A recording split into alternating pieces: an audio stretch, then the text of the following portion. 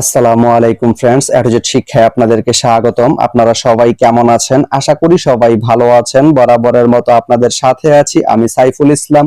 চলে এসেছি নতুন একটি ভিডিও নিয়ে। আজকে আমরা জানবো আপনি নাঙ্গলকোট থেকে সদর রসুলপুর যেতে কোন কোন ট্রেন রয়েছে, সেই ট্রেনগুলা ছাড়ার নতুন সময়সূচি, বন্ধের দিন এবং গিয়ে পৌঁছতে কতক্ষণ সময় লাগবে বিস্তারিত। আমি যদি আপনাদেরকে ট্রেনের সময়সূচিগুলা বলে দেই, আপনি নাঙ্গলকোট থেকে সদর রসুলপুর যেতে প্রথমে যে ট্রেনটি রয়েছে সেটি হচ্ছে কর্ণফুলী।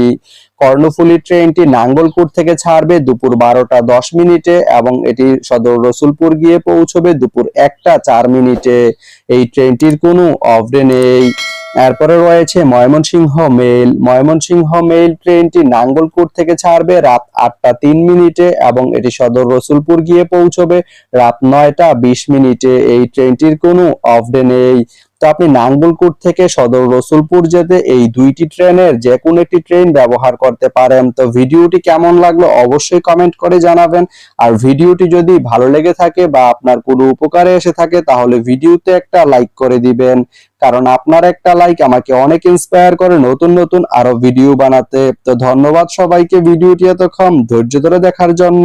ভালো থাকবেন, সুস্থ থাকবেন, এডুজেট শিক্ষার সঙ্গেই থাকবেন।